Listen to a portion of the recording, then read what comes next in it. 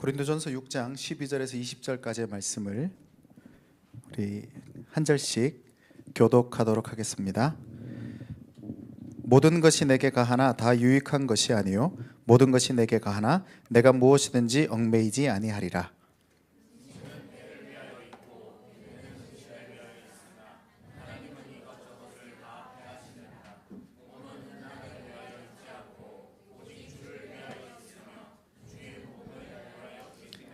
하나님이 주를 다시 살리셨고 또한 그의 권능으로 우리를 다시 살리시리라.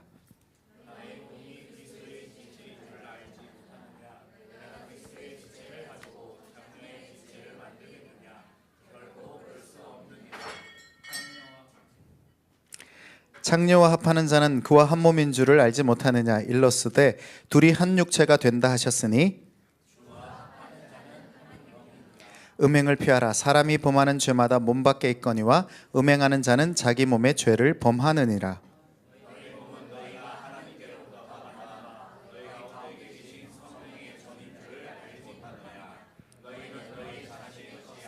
같이 있습니다. 값으로 산 것이 되었으니 그런즉 너희 몸으로 하나님께 영광을 돌리라. 아멘. 반갑습니다. 저는 심준호 목사라고 합니다.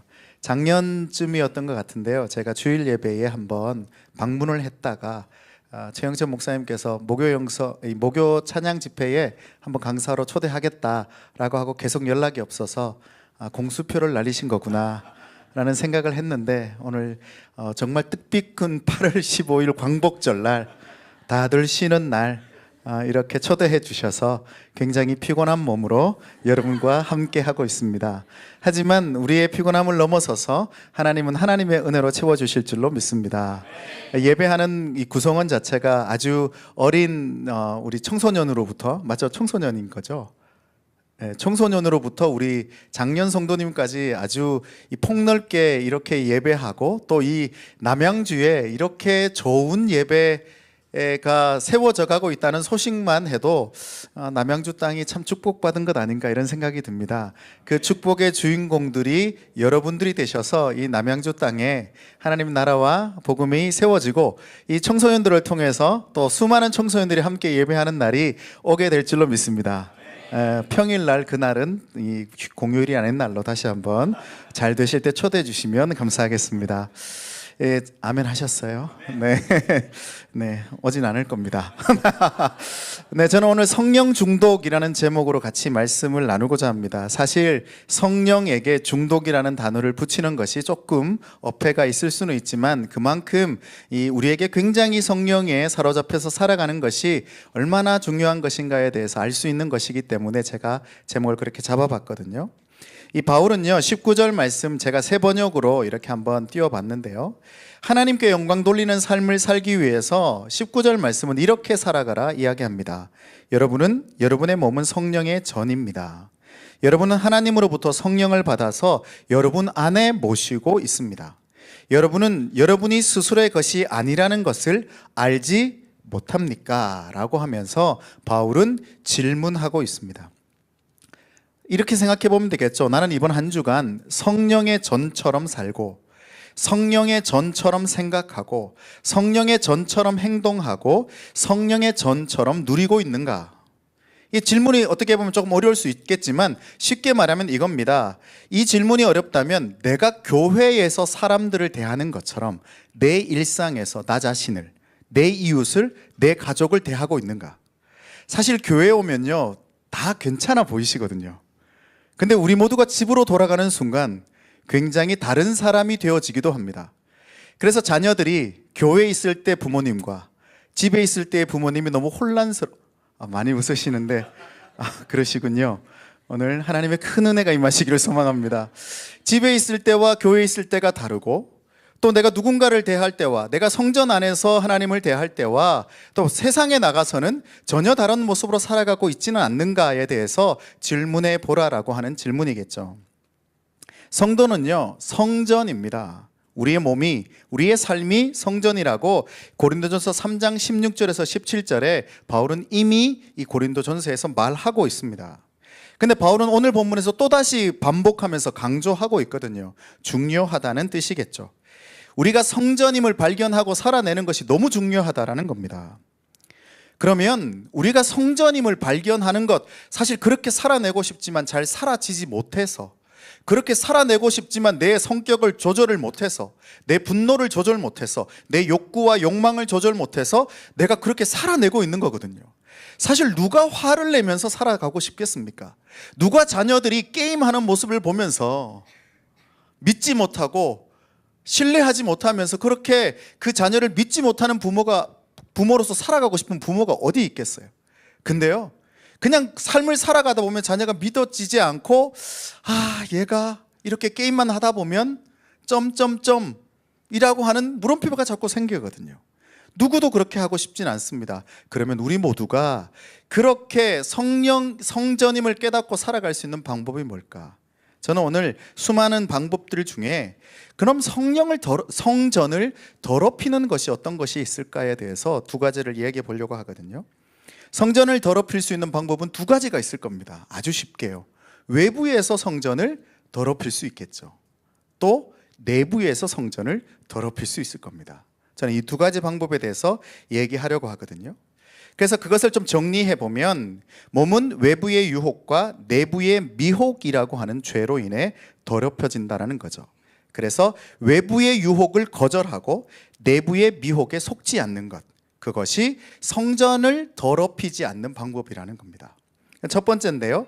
그럼 첫 번째, 외부의 유혹을 거절하는 것은 어떻게 해야 하는 것인가? 한번 살펴보겠습니다.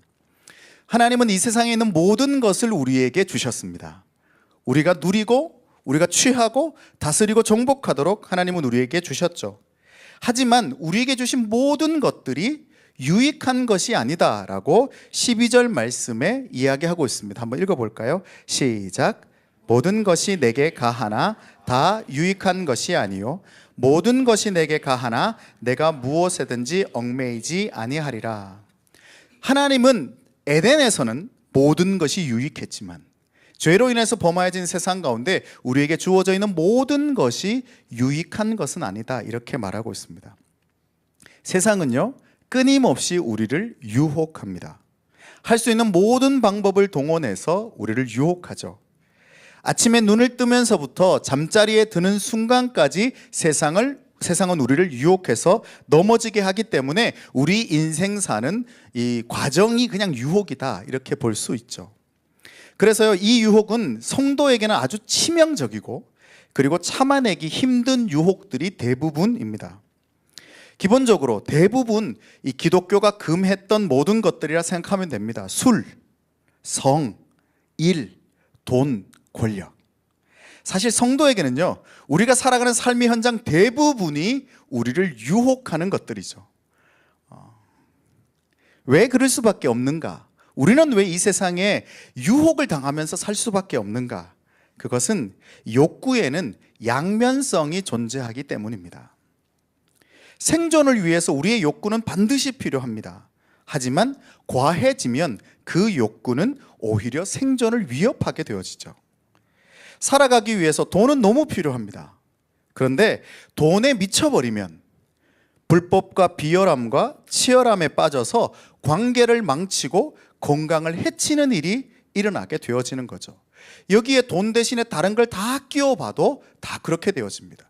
우리의 생존에 필요 없는 게 없습니다. 근데 그 필요 있는 것을 취하다가 과해지면 결국 그것은 우리의 생명을 오히려 뺏어가는 일이 되어진다라는 거죠.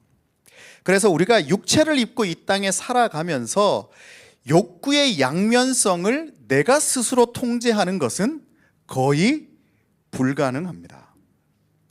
통제력이 사라진 욕구는요, 극심한 불균형을 가져오게 되죠.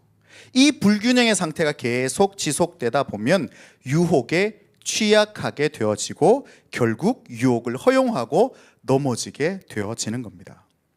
그래서 유혹이라고 하는 것은요, 모든 사람에게 언제나 열린 가능성이죠. 누구에게든 유혹은 틈탈 수 있습니다. 그렇기 때문에 성도는요, 한번 따라할까요? 유혹을 거절하는 법을 배워야 한다.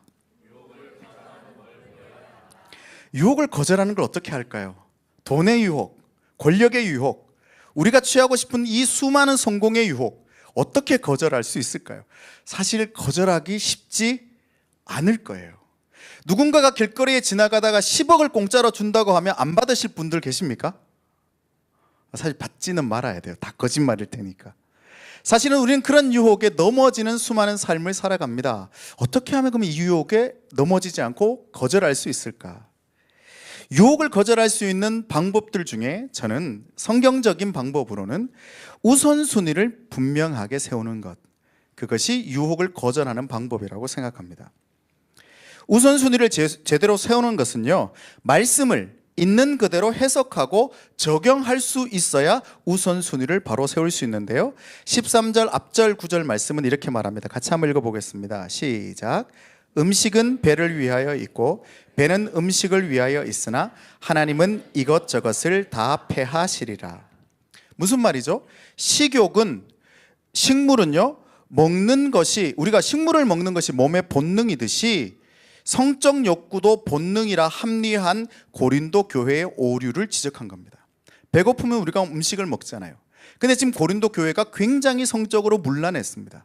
그래서 그 배고프면 음식을 먹는 것처럼 성적인 욕구도 하나님이 우리에게 주신 것이라고 생각하면서 성적인 이 유혹에 빠져서 합리화시키는 고린도 교회에게 주는 메시지였거든요. 모든 욕망은 하나님 나라에서 다 폐하여집니다. 그러니까 우리가 지금 가지고 있는 욕구는요, 하나님 나라가 도래하면 사라지게 되어져 있습니다. 왜냐하면 그럴 수밖에 없는 것은, 우리가 욕구가 있는 것은 결핍 때문이거든요. 근데 하나님 나라에는 결핍이 없겠죠. 그러니까 욕구라는 것을 존재하지 않습니다. 남의 것이 더 커 보이지 않죠. 왜냐하면 그 사람에게 주어진 모든 것이 완벽한 것이 하나님 나라에는 주어질 것이기 때문에 그렇습니다. 신앙을 성경대로 제대로 해석하지 못하면 오류에 빠지게 되어집니다. 그렇게 되면 그렇게 빠져버린 오류 속에서 우선순위를 세우는 것 자체가 더 위험해지죠. 그래서 바울은 바른 해석이 그 뒷부분이다, 이렇게 말하고 있습니다. 13절 뒤쪽 구절인데 같이 읽어봅니다. 시작. 몸은 음란을 위하여 있지 않고 오직 주를 위하여 있으며 주는 몸을 위하여 계시느니라. 몸은 음란이 아니라 주를 위해 계신다, 이렇게 말하고 있고요. 그래서 주는 몸을 위해 계신다. 결국 몸은 주를 위해, 주는 몸을 위해 계신다라고 고린도 교회에게 이야기해주고 있습니다. 그렇기 때문에 우리의 몸은요, 주를 위해서 존재하고 주를 위해서 사용되어지는 거죠. 그것은 주의 영광을 비치는 도구로서 우리의 몸이 사용되어진다라는 겁니다. 하나님을 만난 모세가 십계명을 받고 내려올 때 이스라엘 백성들이 그 얼굴의 광채로 인해서 그를 지켜볼 수 없었습니다. 그렇듯이 우리의 온몸이 그리스도의 영광의 빛이 비추어지는 온몸이 되어지는 거죠. 그래서 우리의 온몸은 주의 영광을 위해서, 주께서 몸의 영광을 나타내시도록 도우심을 발견하는 삶을 살아내어야 합니다. 그 말은 뭔가 하면요, 우리가 가지고 있는 모든 재능이 주의 영광을 위해 주셨고 주께서 재능을 넘치도록 부으시는 분이심을 발견해야 돼요. 내가 잘나서 하는 것이 아니라, 오늘 연주 너무 좋더라고요. 막 섹션들이 그냥 기가 막히더라고요. 인도하시는 분은 어떻게 노래도 부르시고 발로 계속 누르시고 손으로 아이패드 넘어가면서 몇 가지를 그렇게 하시는데도 잘하셨습니다. 여러분, 근데 저분의 저 재능은 내가 잘해서 드러나는 것이 아니라 하나님께서 재능을 주셨기 때문에 그 재능이 드러나게 되어지는 것. 그래서 그렇게 자기의 재능이 드러나는 사람은요, 느껴지는 사람이 달라요. 지금 저 사람이 주를 위해서 그 재능을 쓰는 건지 아니면 나의 잘남을 뽐내기 위해 쓰는 건지.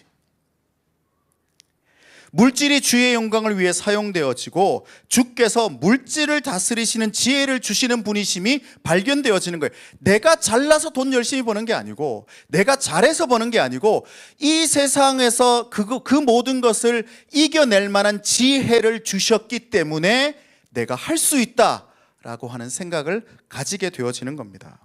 우리의 시간도 마찬가지죠.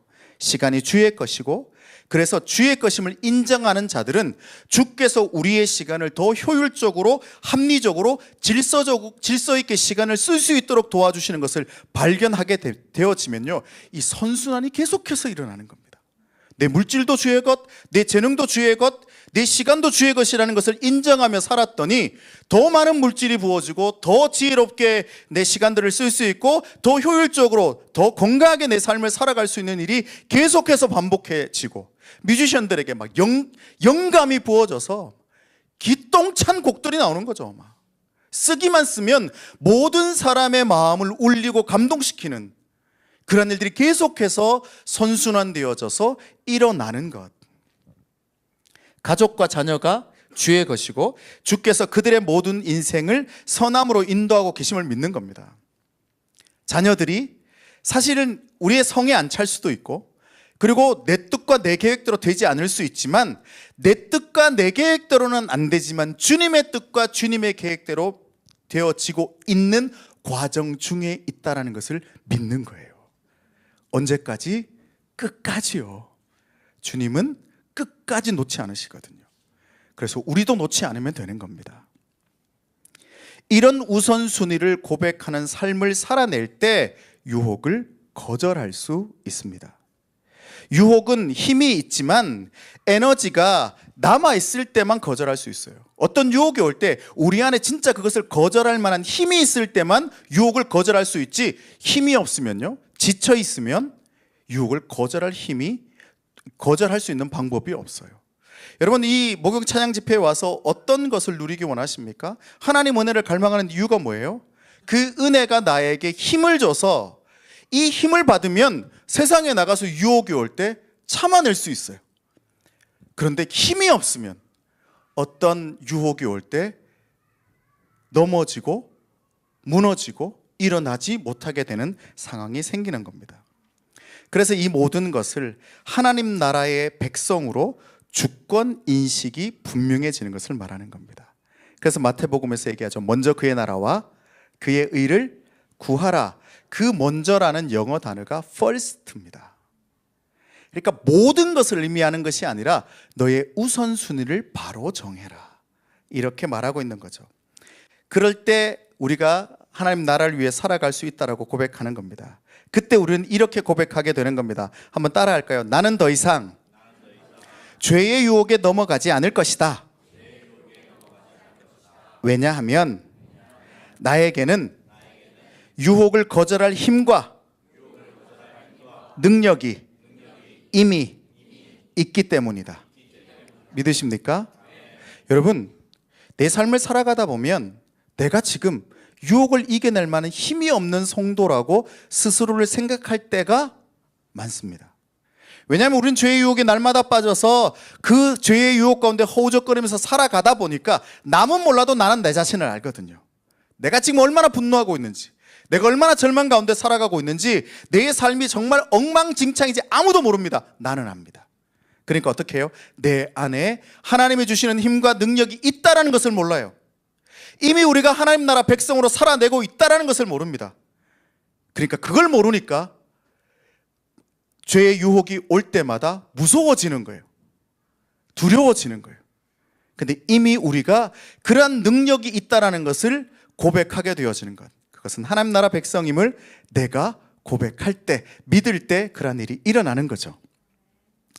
여러분, 주께서 오실 때까지 유혹은 계속됩니다. 멈추어지지 않습니다. 오늘이 지나면 괜찮겠지, 내일 더 큰 유혹 옵니다. 이 유혹 지나가면 괜찮겠지, 더 큰 유혹이 옵니다. 언제까지요? 죽을 때까지 옵니다. 주님 나라에 갈 때까지 유혹은 계속되어집니다. 1단계 넘어가면 2단계, 무한대까지 여러분을 위한 유혹은 준비되어져 있습니다. 할렐루야. 기쁘십니까? 근데 그 유혹이 여러분에게 주어져 있는 이유는요, 여러분이 하나님 나라 백성임을 발견하도록 주시는 유혹들임이에요. 그래서 여러분이 그 유혹들을 충분히 이겨낼 수 있는 존재임을 여러분 스스로가 깨달으셔야 합니다. 오늘 하나님의 은혜가 더 부어져서 여러분이 그 유혹을 이겨낼 수 있는 존재가 되는 게 아니에요.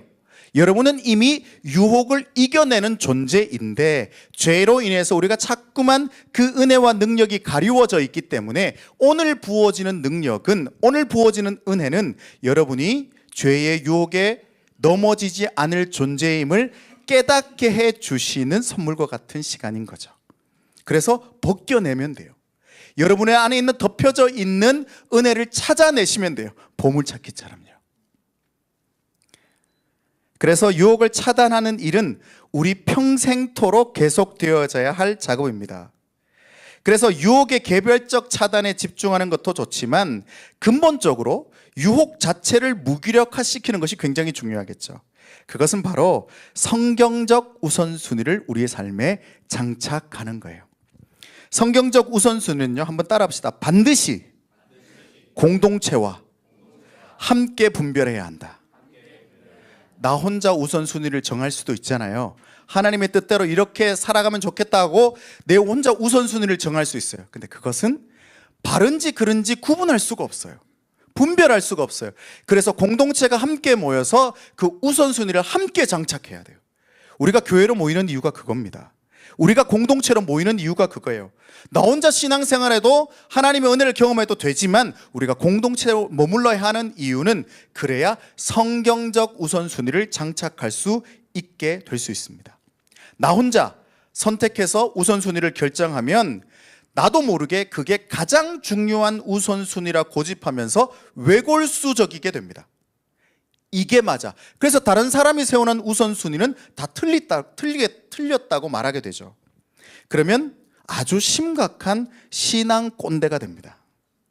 이렇게 해야 돼. 내가 살아봤더니 신앙생활은 이렇게 하는 거야. 그건 나이와 성별과 상관이 없습니다. 나이 드신 분들이 신앙 꼰대가 될 것 같죠. 그렇지 않아요. 나이가 아주 많아도 굉장히 유연한 신앙을 가진 분들이 있는가 하면 청소년이라도 신앙 꼰대일 수 있습니다. 그래서 공동체가 서로 도와주고 도움을 받지 않으면, 함께 삶의 우선순위를 세워가지 않으면 안 되는 거죠. 듣자 하니까 언니교회가 굉장히 건강하게 이 공동체 생활을 세워가고 있고 그 안에서 많은 회복도 일어나고 또 변화도 일어나고 있다는 소식을 듣고 있습니다. 너무 기쁜 일인데요. 한 번에 제대로 된 우선순위가 세워지면 좋겠지만 사실 그게 잘 안 돼요. 그래서 계속 반복해야 합니다. 또 실패할 수 있습니다. 세워놨는데 그게 무너질 수 있어요. 그러면 또 용기 내어 시작해 보는 거예요. 다시 돌아보고 멈추고 바꾸어가면서 우리 평생 그렇게 가는 거예요. 이게 맞겠지 하고 살아가다가 그게 아니면 또 수정하면 되는 거예요. 또 이렇게 가다가 또 잘못되면 수정해서 가면 되는 거예요.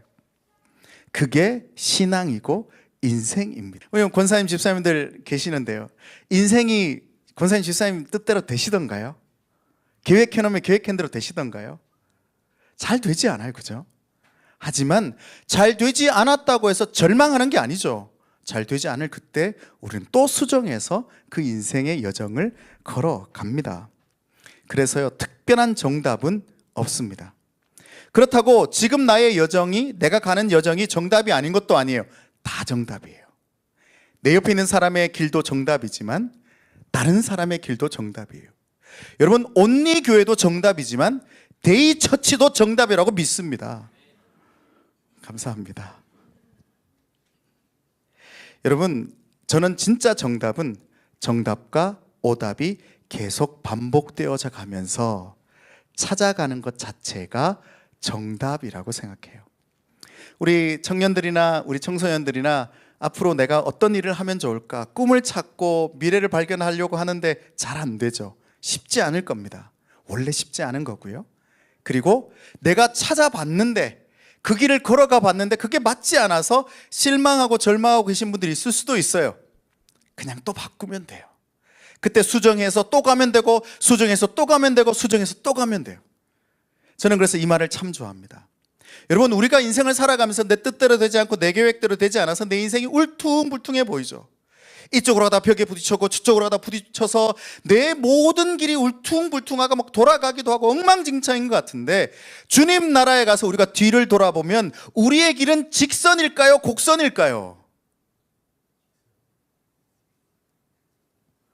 직선이 답인 것 같기는 한데 왜 직선일까요? 그러면 하나님은 실수하지 않으시죠. 그러면 우리의 여정, 우리는 하나님이 우리 인생에 계획해 놓으신 대로 걸어가고 있습니다. 근데 걸어가다가 저쪽에서 유혹이 나를 부르는 거예요. 그러니까 내 몸이 어떻게 될까요? 저쪽을 향해서 이렇게 돌아서는 거예요. 그러니까 하나님이 뭐라 그래요? 신목사야, 그쪽이 아니야, 오른쪽이야. 내 머릿속에는 어떻게 돼요 지금? 하나님, 이쪽이 직선인데 왜 오른쪽으로 가라 그러시지? 그럼 내 머릿속의 그림은 어떻게 돼요? 오른쪽으로 이렇게 휘는 거예요. 그러니까 내 몸이 가다가 도우니까 뒤로 돌아와 있으니까 한 바퀴 돌리시고, 그러니까 내 생각 속에서 내 인생은 막 꾸불꾸불하고 뒤로 돌고 뭐 엉망진창인 같은데, 주님 나라가서 돌아보면요, 직선이겠죠. 우리가 우리의 유혹에 빠져서 주님께서 우리 인생을 돌이켜 놓으시는 거죠. 그래서 실수는 두려워할 일이 아니에요. 근데 이 세상이 사실은 젊은이들에게 사실 작년 성도들에게도 마찬가지지만 한국 사회는요, 실패에 대해서 굉장히 매정합니다. 실패할 기회를 안 줘요. 실수할 기회를 안 줘요. 제가 오늘 설교를 하고 여러분에게 영향력을 못 미치면 안 부를 거잖아요. 한국 사회가 이렇다는 거예요. 제가 좀 못해도 실수해도 여러분이 또 다시 불러줄 때 한국 사회는 바뀌어질 줄로 믿습니다. 사실 한국 사회는 실수를 용납하지 않습니다. 한 번의 실수를 다시 일어날 수 있는 기회로 허락해 주지 않죠. 그게 우리에게 가득하니까 신앙생활을 하면서도, 하나님의 길을 찾아가면서도, 내 인생의 길을 찾아가면서도 정답만을 찾아야 될 것 같은 거예요. 여기에 딱 밟으면 정답, 저기에 딱 밟으면 정답, 그 정답만을 찾아야 될 것 같아서 우리 인생이 이렇게 피곤한 거예요. 정답이 아니어도 괜찮습니다. 틀려도 괜찮습니다. 그게 정답이에요. 여러분이 지금 선택하셨다면, 어떤 길이든 그걸 선택하셨다면 정답을 걸어가고 있는 거예요. 기억하십시오. 오늘 내가 우선순위를 세우겠다라고 결정했지만 유혹을 거절하고 바로 시작할 수 있게 되는 게 아닙니다. 실패하고 또다시 이 기도의 자리에 올 수 있지만, 그럼에도 불구하고 실패했지만 내 스스로가 나 자신에게 끊임없이 이야기해 줘야 합니다. 따라합시다. 잘하고 있어. 너 정말 잘하고 있어. 애썼어. 우리는요, 남에게는 잘해주지만 나 자신에게는 너무 인색해요. 그리고 나서 또 한 걸음 가면 됩니다. 지금 여러분들이 하고 있는 게 그런 거예요. 너무 잘하고 계세요. 너무 기분이 좋습니다. 언니 교회가 이렇게 아름답게 세워져 가서 너무 기분이 좋아요. 아멘이 안 나오는 걸 보니까 제가 괜찮습니다. 어쨌든 여러분, 내가 지금 걸어가는 걸음이 내 마음에 안 들 수는 있어요. 성에 안 찰 수는 있습니다. 싫을 수도 있지만 조금 더 인내하고 걸어가시기를 소망합니다. 조금 더 나아가 보십시오. 지금 우리 모두 성령의 전답게 살아내고 있다, 그러는 중이다, 그렇게 믿으셔야 합니다. 두 번째는 내부적인 미혹을 거절해야 되는 거예요. 사실 이 외부의 유혹에 대처하는 것도 쉽지 않지만 더 어려운 것은 내부의 미혹에 속지 않는 것입니다. 죄의 달콤함에 미혹되면 몸이 상하도록 방치하고 놓아두게 됩니다. 사망의 벼랑 끝으로 밀려가도 제어할 힘이 있으면 괜찮은데, 사망의 벼랑 끝에서 제어할 힘조차 없어서 그냥 자포자기하고 멈춰서 버리게 되죠. 죄의 갈고리에 끌려서 이리저리 끌려다니다가 만신창이가 된 채 삶을 살아가게 되는 거죠. 바울은 그것을 음행이 가져오는 죄의 상태다라고 18절에서 말하고 있습니다. 같이 한번 읽어보시겠습니다. 시작.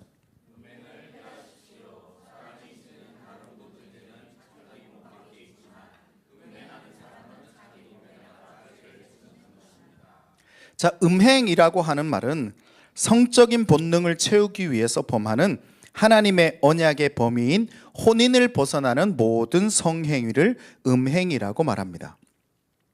또한 그것은요, 자신의 욕망과 욕구를 채우기 위해서 범하는 모든 욕심도 포함되어집니다. 내 유익을 위해서 다른 이들의 기본권과 인권을 갈취하는 갑질도 음행인 거죠.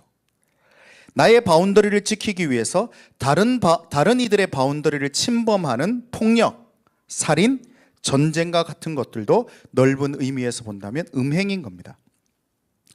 그래서 음행은요, 자기 몸에다가 죄를 짓는 행위도 포함하죠. 그렇기 때문에 육체적인 음행도 죄이지만 정서적 음행도 죄인 겁니다. 내 존재를 소멸시키는 모든 정서적 음행도 죄라는 거죠. 내 존재를 사랑하고 인정하고 배려하고 돌보지 않는 행위, 죄인 겁니다. 내 존재를 의심하고 불신하고 무시하는 행위, 죄인 겁니다. 일 중독에 빠져서 내 몸을 학대시키는 것, 죄입니다. 돈 중독에 빠져서 내 몸을 혹사시키는 것, 죄입니다.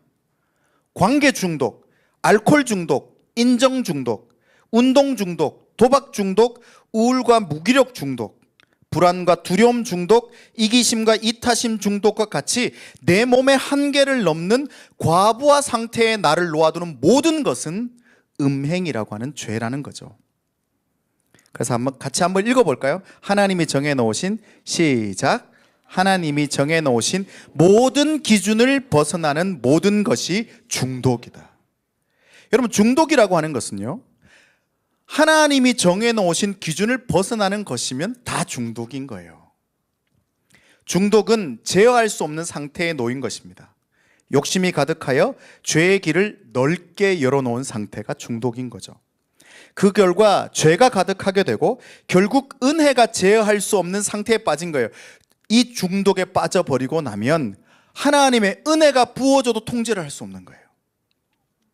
그래서 성도는 말씀과 예배, 신앙과 공동체를 통해서 깨닫지 못하면 끊임없이 중독에 빠질 수밖에 없습니다. 말씀드렸잖아요. 외부적으로 세상은 우리에게 중독에 빠지라고 유혹합니다. 부자 되라고 유혹하잖아요. 성공하라고 유혹하잖아요. 좋은 대학에 가야 된다. 좋은 직장에 가야 한다. 그리고 좋은 아파트를 분양받아야 하고, 아파트를 분양받으면 그 아파트에 들어가서 그걸 뭐 넣고 두 번째 돌리고 이렇게 돌리고 저렇게 돌려서 네가 이렇게 자산을 마련해야 네 인생은 노후에 이렇게 된다. 우리 모두는 알고 있거든요. 세상은 끊임없이 우리를 유혹합니다. 그렇기 때문에 신앙과 공동체, 예배와 은혜를 통해, 이 시간을 통해서 그 하나님의 은혜를 발견하지 못하면 그냥 가만히 두어도 중독에 빠지게 되어지는 거죠. 그래서 중독은 어떤 특별한 사람들에게 있는 특수한 증상이 아니에요. 우리가 살아가는 시대에는요, 많은 사람들을 중독자로 만들어 버립니다. 실제로 그래서 연세대학교 교수 김병규 씨의 호모 아딕투스라는 이 책을 논한 이 칼럼에서 제가 가져온 이야기입니다. 이렇게 말하고 있습니다. 호모 아딕투스라고 하는 말이 있는데, 이건 새로운 경제 패러다임, 중독 경제 시대가 도래했다고 선언한다. 나의 돈과 시간, 심지어 내 욕구까지 내가 필요로 하지도 미처 원하지 않았던 것들에 쓰이고 있다면 이미 디지털에 중독된 것이다. 저자는 스마트폰이 낳은 신인류 포노사피엔스는 이제 스마트폰에 중독된 인간 호모 아딕투스로 변하고 있다고 설명한다. 무슨 말인가 하면요, 이 칼럼의 제목이 이겁니다. 중독 경제의 비밀. 그래, 호모 아딕투스를 알면, 이 중독을 알면 부가 따라오고, 중독이 빠지면 부를 빼앗긴다. 어떻게 부자가 될 수 있는가? 중독을 이해한다. 중독이 중요하다라고 가르치고 있습니다. 그래서 이 시대는요, 중독을 장려하고 추구하는 시대가 되었어요. 중독을 금하고 막는 것이 아니라 적극적으로 장려해야만 부가 따라온다, 이렇게 설명하고 있는 거예요. 그래서 우리는 스마트폰이 낳은 신인류 포노 사피엔스를 넘어서 스마트폰에 중독된 호모 아딕투스 시대다, 이렇게 표현하고 있더라고요. 우리 모두 스마트폰에 중독되어 있지 않습니까? 아침에 눈 뜨면서 제일 먼저 하는 일이 뭐예요? 스마트폰이에요. 스마트폰이 없으면 이제 너무너무 불안해집니다. 스마트폰이 길을 가르쳐 주지 않으면 우리는 이제는 길도 찾지 못하고요, 와이프를 빼고 모든 사람의 전화번호가 기억나지 않습니다. 자녀들의 전화번호도 기억나지 않아요. 그래서 저희 딸들이 아빠 내 전화번호는 뭐야? 라고 물으면 가물가물해요. 서운해 하는데 어쩔 수 없죠. 이미 우리는 중독의 시대를 살아갑니다. 그렇기 때문에 오늘날 시대를 살아가는 우리 모두는 중독에서 벗어나기 어렵다는 겁니다. 성도임에도 불구하고 말이죠. 이런 중독 상태가 될 때 성도는 더 이상 성령의 전이 될 수 없어요. 더 엄밀히 말하면 성령이 내 안에 거하시는 것을 알아차릴 수 없게 되는 겁니다. 여러분, 우리가 예수 그리스도를 주로 인정할 때, 믿을 때 성령은 우리 안에 이미 내주하고 계십니다. 근데 이 중독들 때문에 성령이 내 안에 계시는 것을 발견할 수 없게 되는 거예요. 성령이 함께 계시지 않는 것처럼 느껴지는 겁니다. 그러니까 성령의 소리가 들릴 리 만무하죠. 성령의 인도하심이 보이지 않습니다. 심지어 성령이 함께 하시는 것은 전혀 느낄 수 없는 무감각한 상태가 되어지는 거죠. 그럴 때를 우리는 매너리즘에 빠졌다, 영적인 탈진이다, 상실이다, 이렇게 표현합니다. 혹시 그런 상황 가운데 계신 분들 있지 않으세요? 내가 정말 열심히 잘 살았는데, 내가 참 첫사랑 뜨거웠는데, 내가 정말 하나님 사랑했었는데, 지금은 그 사랑의 반도, 반의 반도 살아가지 못해서 아무리 노력해도 무언가 되지 않는 상태 가운데 살아내고 있는 분들은 있지 않는지. 그렇다면 나는 지금 어디엔가 중독되었기 때문일 수 있습니다. 내 삶이 이전처럼 하나님의 평안으로 가득하지 않고 스트레스와 염려로 가득하다면 말이죠. 내 삶이 하나님의 뜻과 소명을 따르지 않고 내 생각, 내 꿈, 내 요구들로 가득하다면 어쩌면 중독에 빠져 있는 상태일 수 있어요. 내 삶이 하늘의 소망이 아니라 이 땅의 소유를 위해서 살아내려고 바등바등하고 있다면 중독 상태일 수 있습니다. 성령에 중독되고, 말씀에 중독되고, 기도에 중독되고, 성령의 열매 맺음에 중독되지 않았다면 사랑, 희락, 화평, 자비, 양성, 충성, 온유, 절제, 오래 참음, 형제의 우애 가운데 중독되지 않았다면 분명 우리는 다른 데 중독되어져 있는 거죠. 하나님과의 교제에 중독되고 주인이신 예수에게 중독되지 않았다면 우리는 다른 어딘가에 중독되어진 상태라는 겁니다. 여러분, 내 안에 중독을 발견하십시오. 그리고 내 안에 중독을 인식하십시오. 그리고 내 안에 중독을 위해서 기도를 시작하십시오. 어떻게 기도하면 될까요? 성령께 중독되게 해주십시오. 성령의 열매에 중독되게 해주십시오. 그렇게 소망하며 기도하는 겁니다. 그리고 그렇게 실천할 수 있는 가장 쉽고 작은 액션을 시작해 보는 겁니다. 이렇게 목요 기도에 와서, 찬양에 와서 찬양하고 기도하는 거 굉장히 좋은 액션이죠. 뿐만 하지 말고, 고민하지 말고, 걱정만 하지 말고 그냥 믿음으로 요단강을 밟아버리는 겁니다. 지금 하나님께서 내게 감동 주시는 것이 있다면 내가 그걸 믿음으로 실천해 보는 거예요. 저는 지금까지 사실 이 교회를 개척한 지 한 8년 되었는데요, 저는 일 중독자로 살아온 사람입니다. 아침 9시에 출근을 하면, 교회로 출근을 하면 새벽 3시 정도에 집에 들어갔습니다.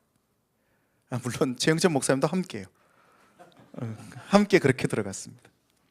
그래서요, 아이들이 아침에 출근을 할 때 인사를 합니다. 아빠 내일 봐. 근데 그 인사를 들으면 그렇게 기분이 좋았어요. 내가 잘 살고 있구나. 내가 멋지게 그렇게 미친 듯이 사역하는 것이 너무너무 자랑스럽고 너무너무 멋진 일이라 여기면서 살아왔었던 일 중독자였습니다.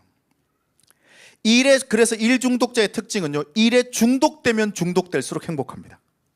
일이 많으면 많을수록 행복해져요. 그래서 이렇게 뭐 많이 하는구나.